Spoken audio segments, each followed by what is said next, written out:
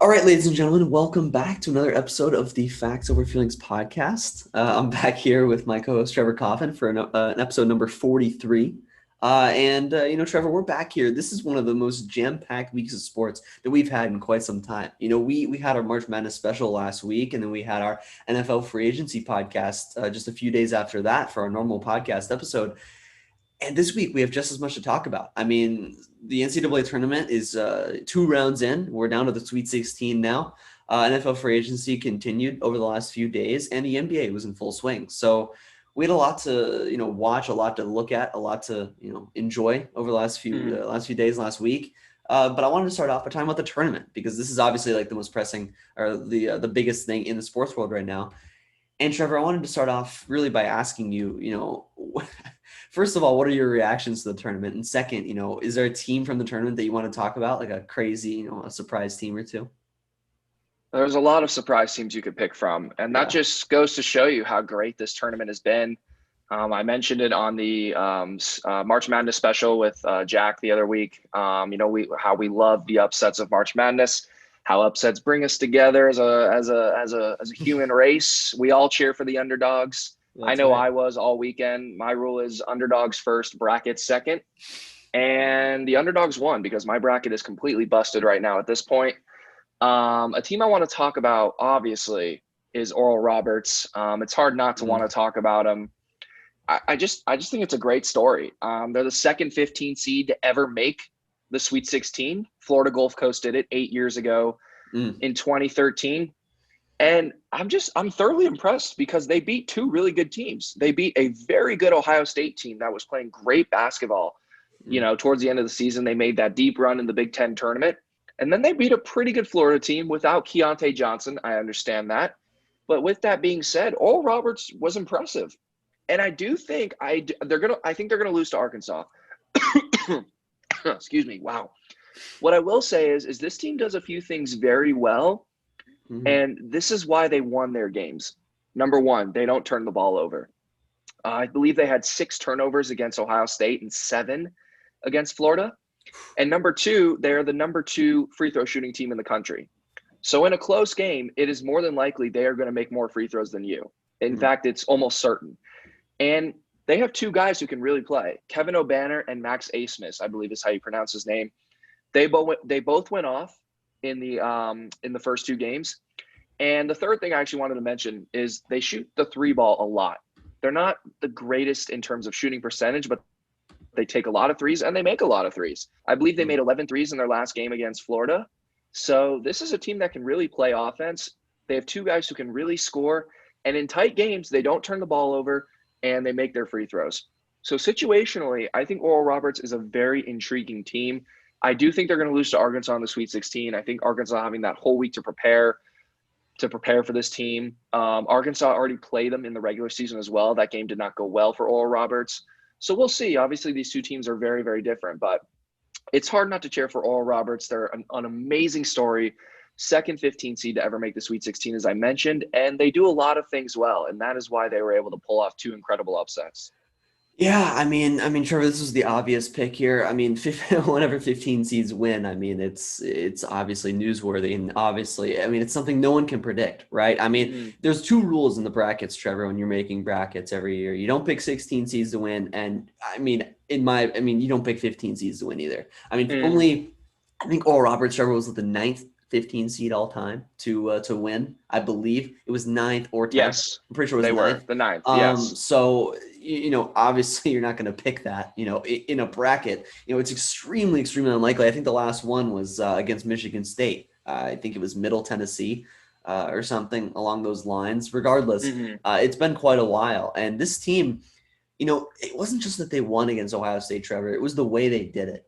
A minute 45 left. Ohio State was down the whole game. They finally pull ahead. They're up by Hmm. 4, Trevor. They're up by 4. Oral Hmm. Roberts gets a steal. Uh, Ohio State blocks their layup off the glass, off the backboard. Ohio State retains possession with a minute 45 left, off a block shot, to pump up their team, pump up what few fans that are there, you know, for Oral Roberts to come back and win that game when Hmm. down by 4 with a minute 40 left, with on their heels after getting blocked on the other end. That's a crazy, crazy win. Most of the time when you see these low seeds, Trevor, go down late in games, they don't generally come back.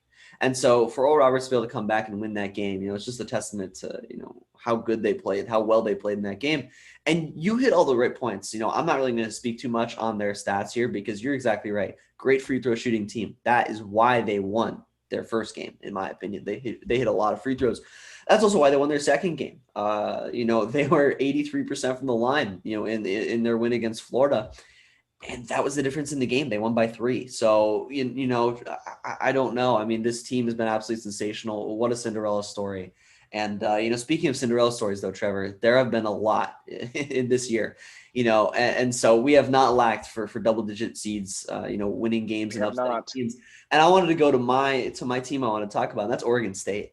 And I think, Trevor, I mentioned them on the March Madness special, briefly about how they were hot, how they had won the Pac-12 tournament, going into the NCAA tournament, momentum is key.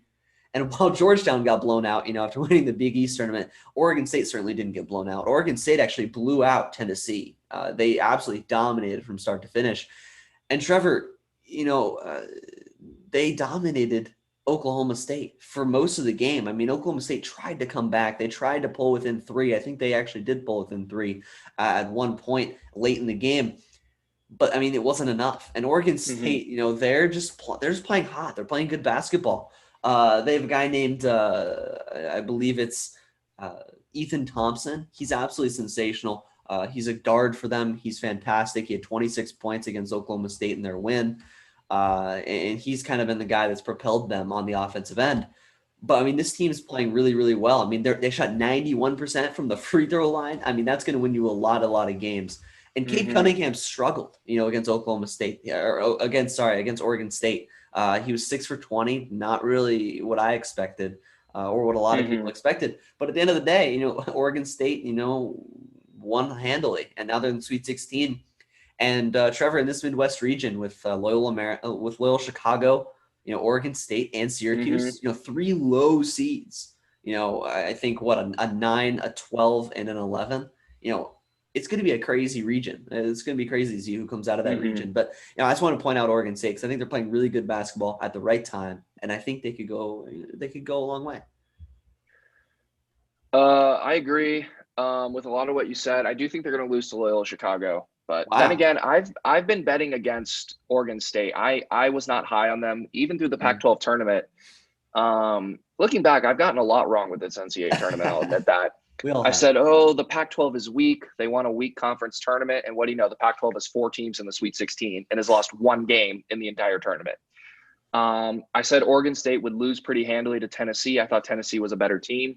They beat Tennessee easily. Same thing with Oklahoma State. And I think the way they're doing it is with defense. Yeah. They held Tennessee to 33% shooting, 19% shooting from 3. Oklahoma State, they held 27% shooting and 27% shooting from 3. They're playing tremendous defense. As you mentioned, they did an unbelievable job on Cade Cunningham, who went 6 for 20. And they're a hot team right now. And you mentioned it. Sometimes in March Madness and in college basketball, it's more about momentum than your body of work. And, sometimes we sleep on the teams that might have momentum, but may have, a lot of losses in the loss column. And Oregon State's one of those teams. They were 11-11 at one point this season. They won 8 of their last 9 games. They're red hot. They're playing great defense. And Coach Wayne Tinkle put it best. He said when they were 11-11, it was at that moment they figured out who they were going to be as a basketball team. And he's right. They're 8-1 since, and they are in the Sweet 16. And they have a very winnable region. I mean, Loyola Chicago is another Cinderella story. I think they're going to beat Oregon State. But honestly, every time I've been betting against Oregon State, they keep winning. So maybe if you're a betting man and you're watching this podcast, I would bet on the Beavers. But I think they're going to lose. But I wouldn't be surprised if they kept winning. They're a tremendous defensive team right now. And it's hard to explain because to me, they're not that talented. You mentioned Ethan Thompson. Ethan Thompson had 26 points against Oklahoma State, but he had 15 free throws made. Yeah. So, 2/3 of his points were free throws. Yeah. Jared Lucas had 15 points, but he went 7 for 7 from the free throw line. So, for me, Ethan Thompson's usually their guy on offense who can get it done. But for me, there's not a tremendous amount of offensive firepower and talent on this team. So the way they're going to win is they're going to ride the momentum. They're going to play great defense, and they're going to make a lot of free throws, which is exactly what they did to beat Oklahoma State. Excuse me. So you're right, Ryan. Great team to mention. And as a Pac-12 fan and a person who attends the Pac-12, I'm very happy with how the Pac-12 is doing. Yeah. A little bit of a disrespected conference this season and in general when it comes to college basketball. Great to see that we have the most teams in the Sweet 16, and we've absolutely dominated this tournament. Yeah, I mean, with that, no doubt about it, Trevor. I don't think anyone expected the Pac-12 to have a kind of a performance that it's had. But I mean, you're right. I mean, a lot of what's happening, Trevor, in tournament every year, and what's great about this tournament is a lot of these things are unexplainable, right? I mean, Loyola Chicago beating Illinois. I mean, you can't explain that Handily. They right? beat them easily. I mean, they were leading from wire to wire, right, from start to finish. I mean, in reality, and I watched, I watched that second half because I was like, wow, I'm like, man, this is a really close game. How's Illinois losing by almost double digits at some points? And they were exhausted, Trevor. They were just exhausted. And these mid-major teams, I'll say it time and time again, that play ferocious defense, like these, like Loyola Chicago, right? A lot of these teams, they can go a long way. A lot of these teams that, you don't expect to play, well and win games. If you play really good defense, you could make some people nervous. You can make some upsets, happen in the tournament. So, it's been great to see, I've had a great time watching this tournament. It's been really exciting. I'm glad there's a lot of upsets this year. And, Trevor, I actually want to mention, let me mention one more thing. Yeah, of course. I'm glad you brought up the Illinois thing. And I think this is a bigger thing with college basketball, but it's not consistent across all. It's a point, but it doesn't apply here to every team. Okay. A lot of teams, like Illinois is a perfect example, that exert so much energy in the conference tournament, right? Illinois, Ohio State, playing 3 games in 3 nights, 4 games in 4 nights. Illinois and Ohio State are playing on Selection Sunday, and then you have to turn around and travel. Well, I guess in this case, they didn't have to travel because they were already playing in Indianapolis, but usually you have to travel. Yeah. Then you only get 4 days off versus a team like Loyola Chicago, who finished their conference tournament 8 days before Selection Sunday. They had a whole week to just practice, get healthy, and then they figure out who they play on Sunday, and then they have a whole nother week to prepare for who they're going to play for. So I do think sometimes overexerting yourself in these conference tournaments can be harmful. But in the case of Oregon State, who had to win 4 games in 4 nights just to get into the tournament, now they're red hot and they're winning a bunch of games. So it's hard to say, and I think you put it best, Ryan. A lot of the stuff is just unexplainable, and that's a great way of putting March Madness in general. It's just unexplainable. You can't quantify or explain things that happen, and that's why it's so great. Yeah, 100%. I mean, that's kind of the best way, to look at it, in my opinion. I mean, you can look at some numbers, but, in reality, a lot of these teams, like you look at, we can move on in a second, but like North Texas upsetting Purdue. I mean, this team got blown out by Nova by, I think, like 20 or 15, the next day or 2 days later. So, I mean, a lot of these games are just unexplainable. Abilene Christian, they beat Texas in seemingly unbelievable fashion, only to turn around and lose the next game by 20.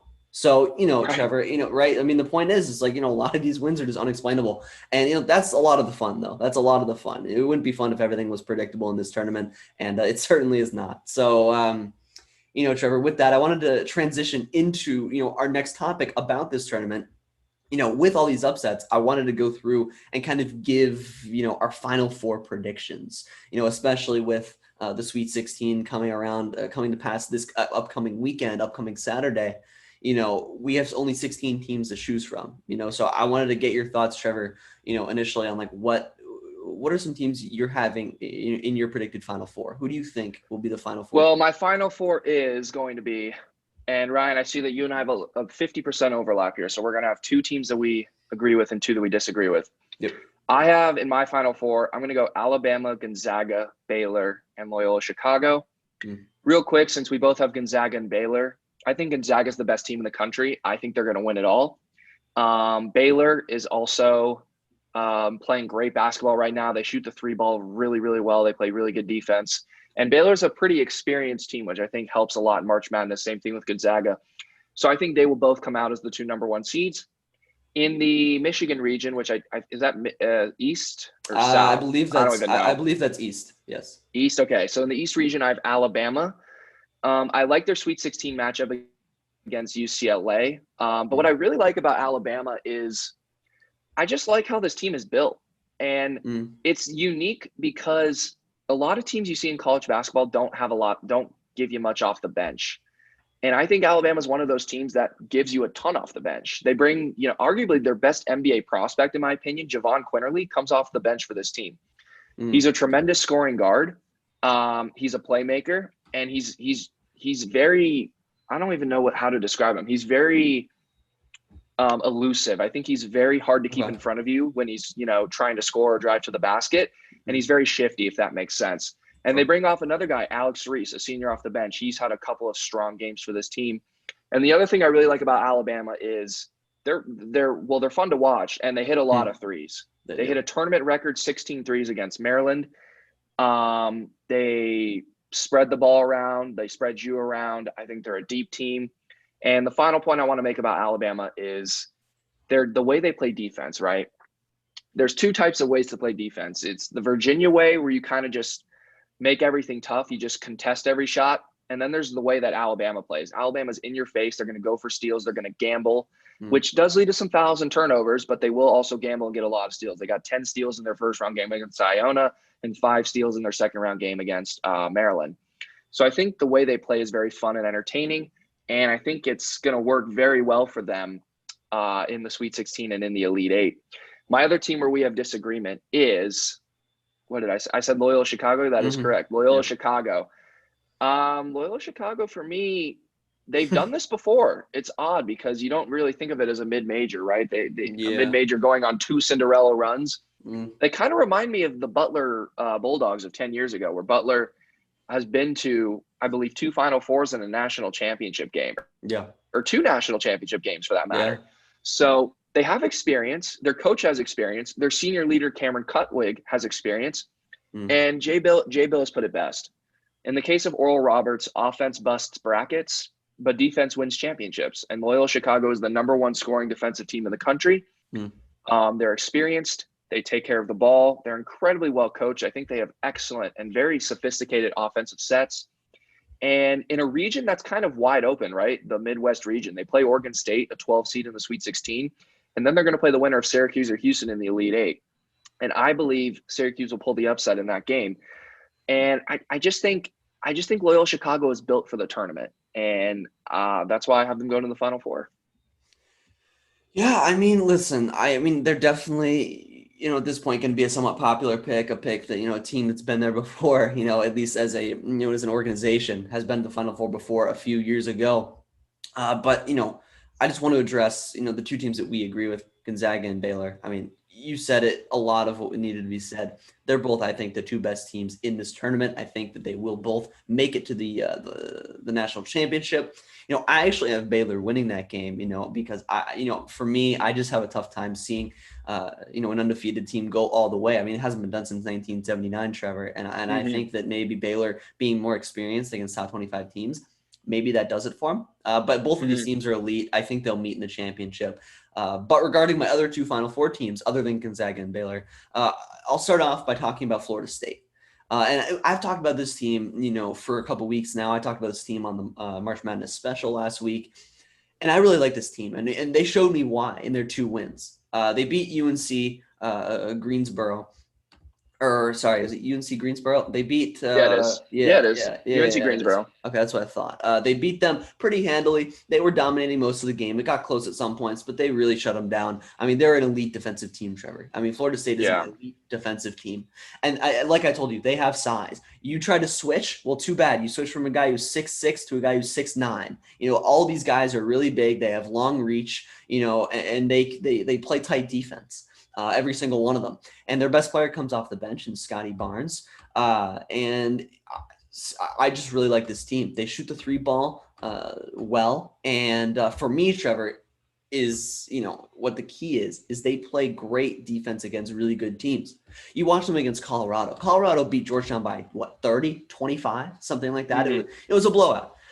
Colorado's coming in feeling good about themselves, and they shoot 35% from the floor, 24% from three, 63% from the line, which is just bad in and of itself. But the point being, they were terrible in every category on the offensive end, and Florida State has a lot to do with that. I really think that their length is going to create trouble for a lot of teams. I think that they come out of their region. I think that they beat Michigan, and I also think that they can easily beat Alabama if they meet them in the Elite Eight. So I really like this team. I don't see much of a weakness other than if their defense were to break down completely. Because they don't rely on their offense. There's not one go-to scorer on this team. Right. Anyone on this team can have a great game. Raquan Gray had a great game against USC Greensboro. And then they had someone else show up against Colorado, right? And then another game, Scotty Barnes shows up. Another game, MJ Walker shows up. Koprivica shows up. So anyone can show up for this team. I really like this team. Balanced scoring, balanced defense, good on both sides of the floor. So I said it before, I'll say it again. I like this team a lot.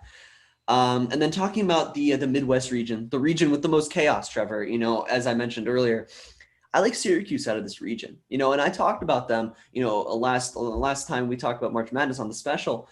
This team is just, they're hot, they're hot, and they hit threes. A lot of them hit threes. Buddy Boeheim obviously leads this team, Trevor. I mean, I don't know if you watched, but he hit some absolutely sensational threes, not only against West Virginia, but in their first game against San Diego State. He's just hitting shots that, NBA players would, love to hit. I mean, some of these threes he's hitting are real deep contested threes, and he is an elite scorer. He's an elite shooter.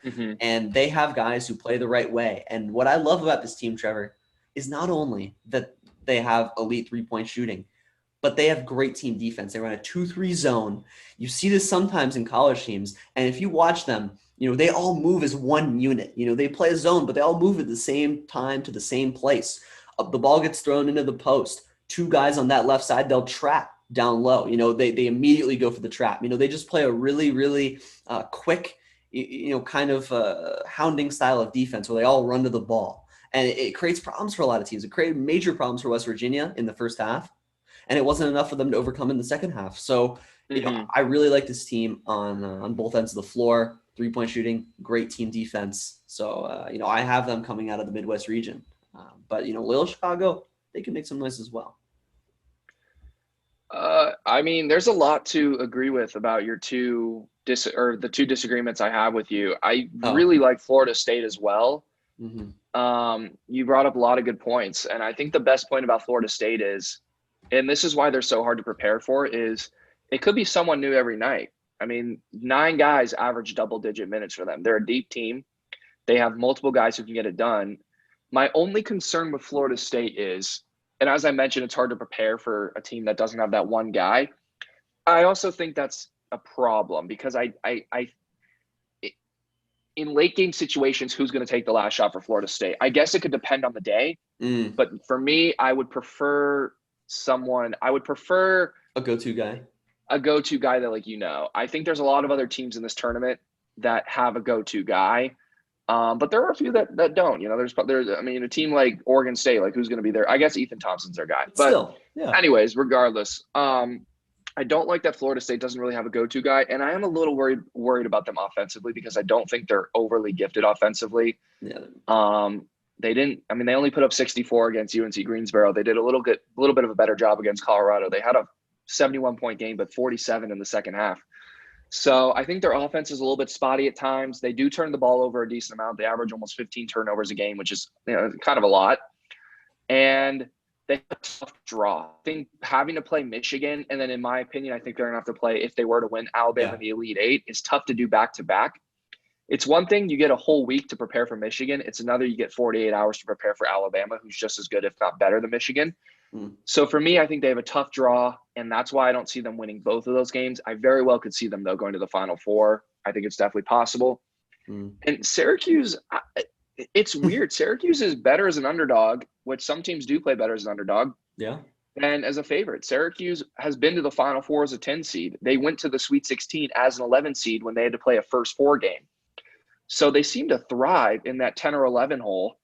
And Houston didn't look overly convincing against Rutgers. I think Syracuse is going to win that game. I really think Syracuse gets to the Elite Eight. And then Loyola Chicago Syracuse is a really interesting game. I just think Loyola Chicago, well, I mean, they're very similar teams. It's tough. They I are, just think Loyola Chicago has a little bit of that magic, which again is the unexplainable part of March Madness. of course. It could be Sister Jean for all we know. But I think Syracuse and Loyola Chicago is a bit of a toss up, but you're right, Ryan. I think both these teams could very well make the Final Four as well. Yeah, I mean, and that just shows you any of these teams can make it, Trevor. We really don't know. I mean, all of these teams are hot. They made the Sweet 16, so they're all feeling good about themselves. I mean, anyone can do it. Anyone can do it. But we will see what 100%. happens coming up this weekend. It's going to start this upcoming Saturday. So, we're looking forward to Can't wait. that. And that will be a lot of fun. And Trevor, the Elite Eight follows right after that, correct? The Elite Eight, yes. They play the Sweet 16, then the Elite Eight, and then the Final Four will be that third weekend. Okay. Okay. Sounds good. So it'll be a fun next upcoming weekend with Sweet 16 and the Elite Eight for the tournament. But Trevor, I think that just about wraps it up for our March Madness discussion.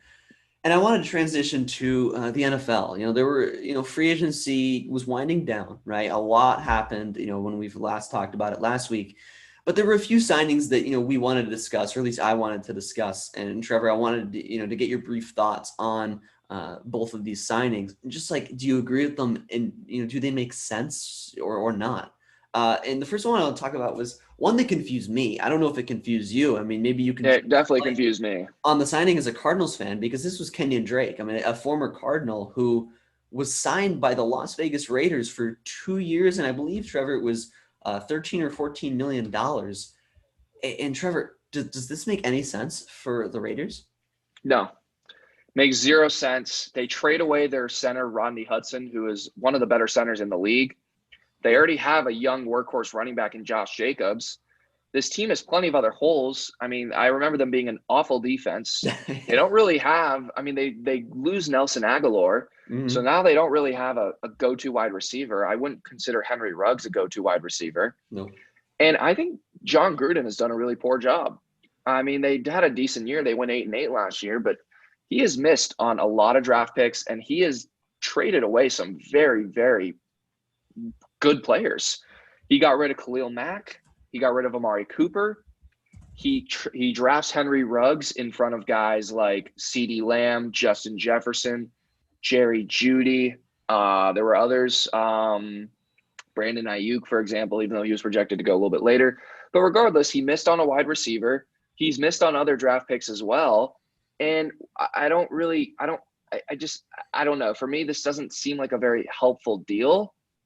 I like Kenyan Drake. I think he's a solid running back and he's a solid pass catcher. But this team needed other positions a lot more than running back, right? They have Josh Jacobs, as I mentioned, and then they trade away their best center in Rodney Hudson for, what was it, a second-round pick or a third-round pick? I don't even know what it was, but they traded away Rodney Hudson.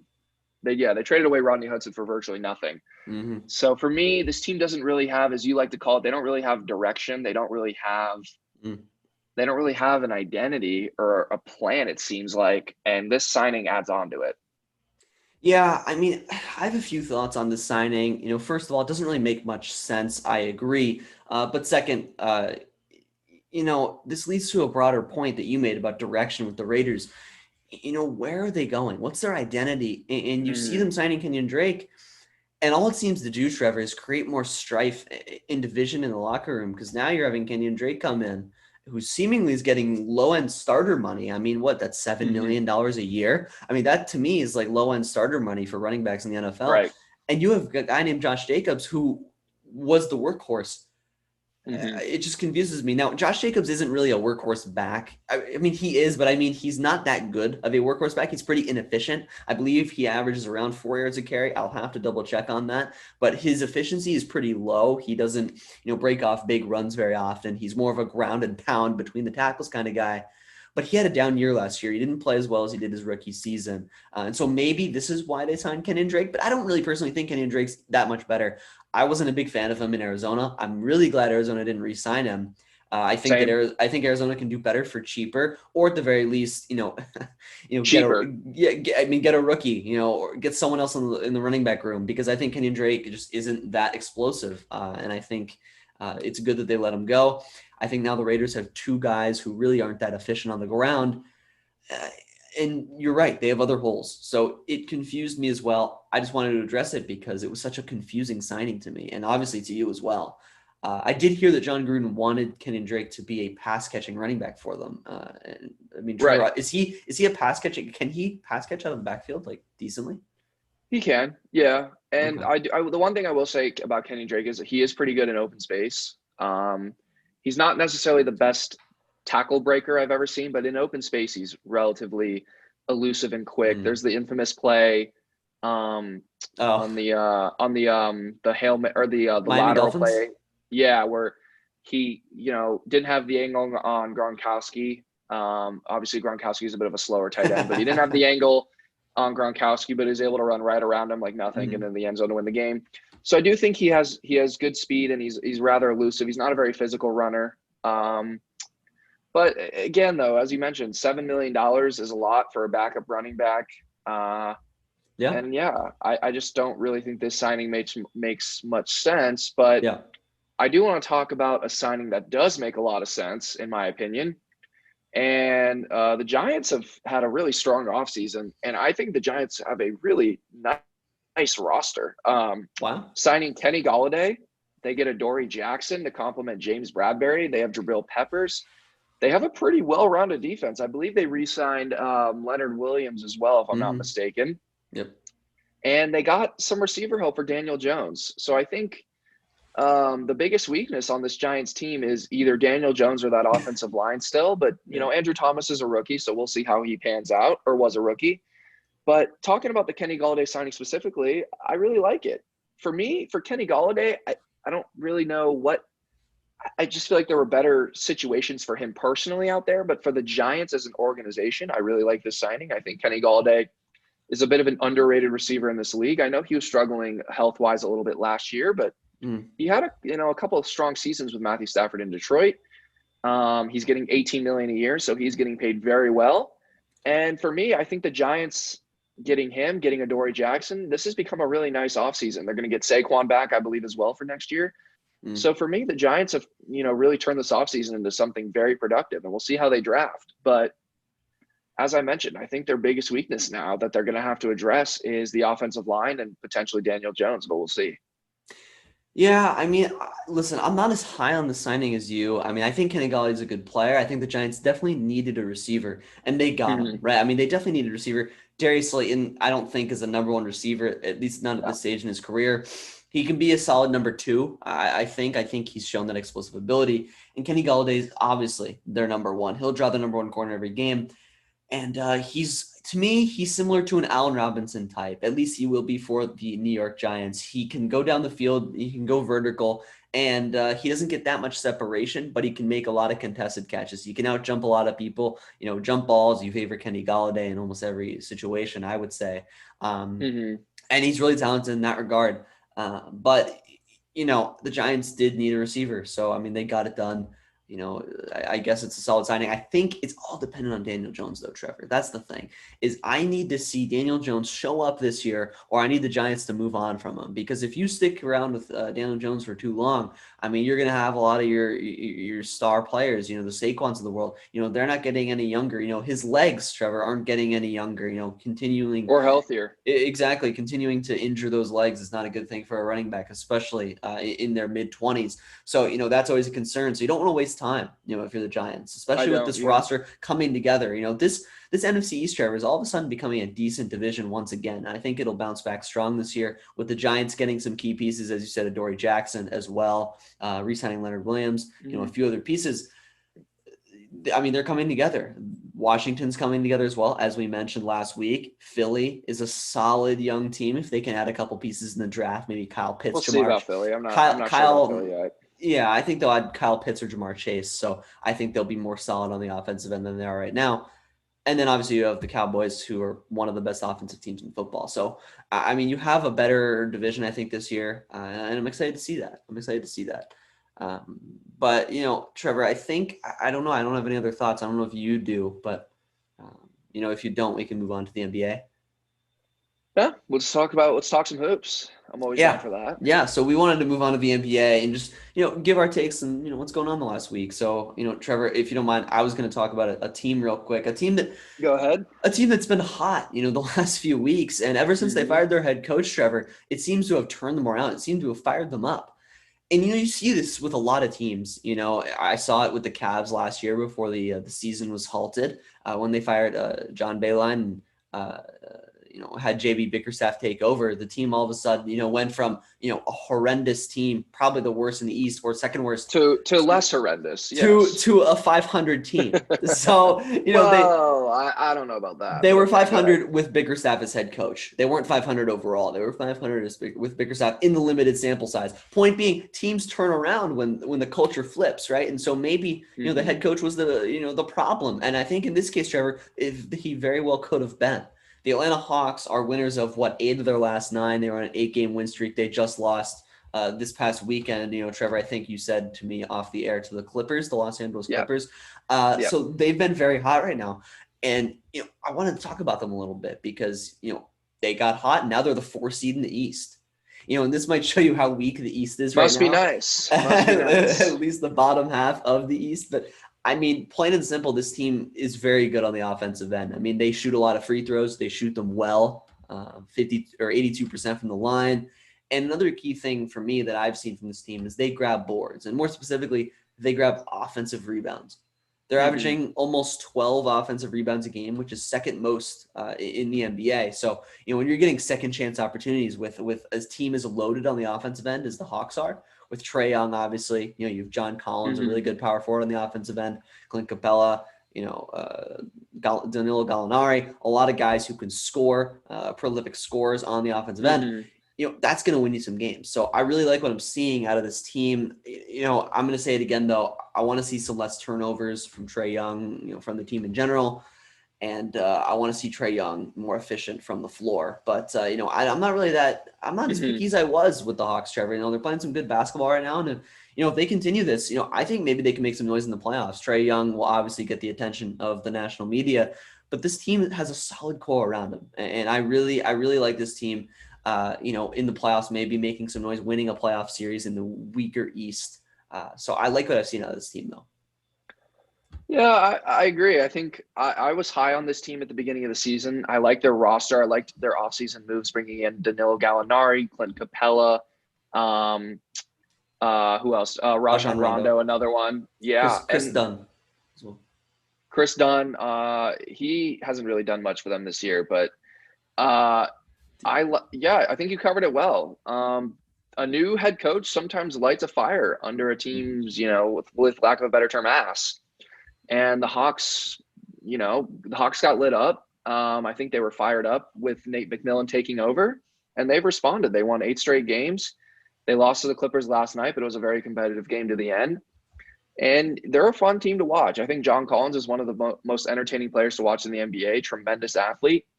DeAndre Hunter's been a nice young player for them. He was a good draft pick out of Virginia. Trae Young hasn't been as efficient this year, but he's still averaging 26 points a game. He's still the leader of this team. And they have a little bit of size now. They have Danilo Gallinari. They have Clint Capella. They also bring off, this isn't really size, but they bring another shooter off the bench and Bogdan Bogdanovic when he's healthy. He's only played 18 games this year. So for me, this team is well-rounded, and it's a nice young team. And I agree with you, Ryan. I think they're going to make the playoffs. I don't think they'll win a playoff series. We'll see what happens. I still am not ready to give up on Boston yet, but we'll see what happens with the Hawks. But you're right. In the weak East, if they draw the right matchup, they can very well win a playoff series and make a little bit of noise in the playoffs. And I think that would be fun because this is a very fun team to watch and a very entertaining basketball team in general. And good for the organization, good for the Hawks management to fire Lloyd Pierce when they did, and basically save this team's season. Yeah.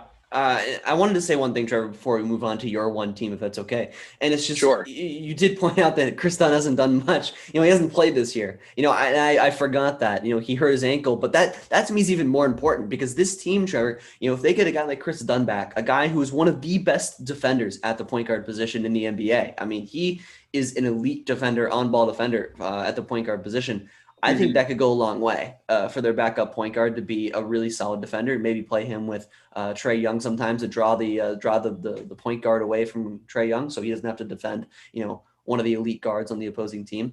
So I really like that he's coming back. He just returned to practice about 4 or 5 days ago, so it looks like his return will be soon. But I just want to point that out because I think that will be a nice addition for them on the defensive end. I mean, sure. I guess he's a bench player, but I guess. Yeah. Okay. Anyways, not to diss on Chris Dunn, sorry, buddy. But okay. I've talked about this team. I don't think have I talked about this team yet on the podcast? I think I did, and then I think I did, and I think I've definitely thrown them in there once or twice, but I wanted to talk about the hottest team in the NBA, and in my opinion, the favorites to win the Western Conference, and those are my Phoenix Suns. I lied about being the favorites. I'm joking. Whoa. Whoa, hold on. I'm joking. They're not the favorites to win the Western Conference, but good. They are the hottest team in the NBA right now. 21-5 in your last 26 games. We are one of, I believe, 3 teams in the NBA to be top 10 in offensive efficiency and defensive efficiency. I believe we're 3rd on defense, 8th in offense. And the more I think about the Phoenix Suns, the more I watch this team play, the more I see we're going to be hard to beat. And here's why. It's multiple reasons. 1, we're a very good defensive team, as I mentioned. Number 2, we are a bit of a slower team. We play slow. Chris Paul likes to develop things. He's the floor general, point god, as I like to call him. We're a slow team, but we're an efficient team. So what does that do for the opponent? It gives you less opportunities to score. And the fact that we're so efficient on offense forces you to maximize your less opportunities. So I think it's a great recipe to win a lot of basketball games. We beat the Miami Heat relatively easily tonight. They didn't have Goran Dragic, which I believe would have definitely affected that outcome a little bit. But yeah, I wanted to talk about my Phoenix Suns because it's been 10 long years since I've seen a team play like this in the city of Phoenix. We're going to make the playoffs, and I'm saying this now on the podcast. We will be a top 4 team in the West. No ifs, ands, or buts. We're already 2 games clear now of the Clippers and the Lakers. The Lakers are going to be a disaster without LeBron and AD for the next couple of weeks. And the Phoenix Suns are a force to be reckoned with. I think this is a team that can seriously make some noise in the West, and I truly believe that. At the beginning of the season, it was, well, if we make the playoffs, maybe win a series. Now it's let's make a run and try and win the West, because I really think with the right matchups, this team is going to be very, very hard to beat. One X factor I want to mention come playoff time is DeAndre Ayton. I think if DeAndre Ayton can play like the man tonight on both ends of the floor, help defense, rim protection, rebounding, scoring when necessary, if he can remain focused, aggressive, and consistent, I really think that's going to help our chances come playoff time. And Devin Booker's a superstar.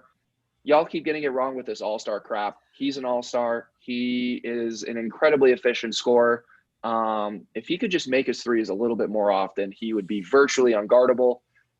Ryan, wow. That's all I have to say about my Phoenix Suns, but this team is dangerous, and I'm not afraid of anyone right now in the West. Yeah, I mean, what a way to end this podcast, because listen, look, the Phoenix Suns, I've given them props, in past podcasts. I think particularly 2 weeks ago, I mentioned that they were, a team, a force to be reckoned with. I mean, they're a respectable team. I can't disagree with that anymore.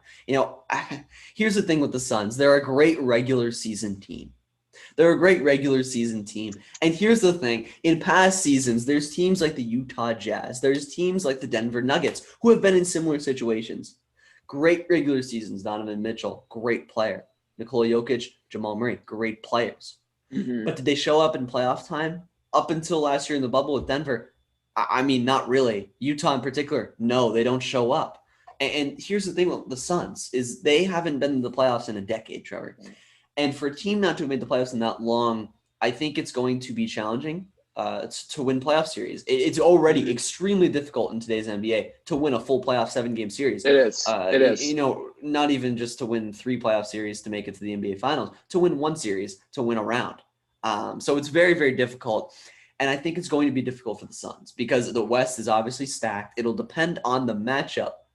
But I think that the key here and the key for the Phoenix Suns organization is to get experience this year, try to win a series, and then play for next year to be the year for the Phoenix Suns. I really do. I really think next year is going to be the year when you get some playoff experience under your belt. You feel that playoff atmosphere, particularly with it being their first time there in a long time.